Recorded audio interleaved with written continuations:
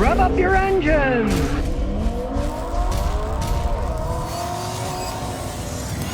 JJJ, do you really need to replace all 4 tires on an all-wheel drive vehicle like a Subaru? Well, yes, you do. Because what happens is you got a 4-wheel drive vehicle. All the wheels have to be driving at the same speed. If some tires are different sizes than the other with all these modern systems, and it will try to make the one that's a different size either slow down or speed up using parts of the transmission, of the differential, the transfer case, and it'll overheat them and they'll wear out faster. I have seen that. When you find out in a Subaru you need a transfer case, it's going to cost you $3-4 grand, you'd wish that you bought all 4 tires at once. That's why I tell people, if you don't need all-wheel drive, don't buy all-wheel drive, because you really do have to buy all 4 tires. Jackig, and he says, can I put a more powerful battery and alternator in my car? Well, yes, you can, if you can fit it on. If you can buy an alternator regulator assembly that will bolt on your car and fit the fan belt and have space for a bigger battery, go right ahead. The main reason they put smaller batteries in is because it's cheaper to make them that way. They don't spend as much making the battery, and the car weighs a little bit less, so it gets better gas ratings. Not all that much, but they even think about a few pounds here and there. And the alternator, a lot of guys put a heavier alternator, especially like around here, the low riders. They got those big bass speakers, boom, boom, boom, boom, and they'll put huge, sometimes 200 amp alternators in the things. As long as you use thick enough wires, yes, you can. You can't put bigger stuff on with the old thin wires. They might get too hot and start a fire, but you put thicker wires and ground them right, sure you can put them if you don't mind spending the money. AB Quattro, Scotty, I got a basic question. Could it be bad to check your oil dipstick too much? No, it's not going to hurt anything, but I mean, if you're obsessive compulsive and you're going to do it 100 times a day, yeah, that would be too much. Checking it isn't going to hurt anything, you know. The only thing you'd have to worry about, some of these modern cars are so freaking cheaply made that the oil dipstick is made out of plastic, and many times in and out it'll snap off. That can happen.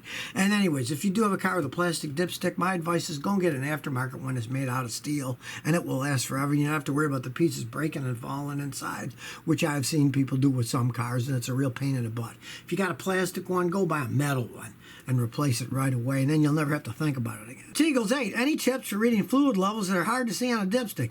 Yeah, I got a great one. Put a little dye in your engine oil. Doesn't take but a few drops, and it'll make it all turn whatever color you want. Red, green. Green's a good one because you can see green. And then when you take the dipstick out, you'll see the green against it. Won't hurt anything. There's all kinds of oil-based dyes. You can just put a few drops in, then it'll be colored, and you'll be able to see it. Emmett Ballon123 says, Scotty, what caused the plastic parts on the interior of old Volvo cars like a 240DL to crack? Well, basically it just made the plastic cheap, and it cracked. That's just what they did in Volvos. I mean, I've been in cars that you accidentally kick the inside of the door when you're ready to get out, and it cracks a piece of it off. The way plastic works, it has stuff in it called plasticizers that keep them supple, so they're flexible.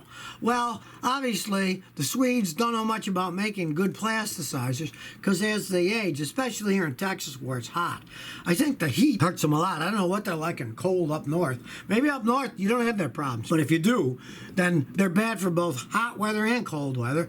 The plasticizer's bad. It evaporates out, then it becomes brittle and it cracks. It's just cheap manufacturing.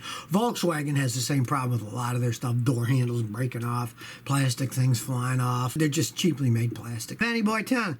Scotty, got an '05 Malibu, 163,000 miles. My gas cap warning is on, and the gas cap is on tight. I had the cap replaced, didn't fix it. I don't know why they even have a thing that says gas cap warning light. It means there's a leak somewhere in the evap system. From my experience with those, it'll often be a evap canister vent valve. Find that and just replace it. That's generally what goes wrong, because if it's not that, man, then you got to pay a guy like me with a smoke machine that's got a meter on it.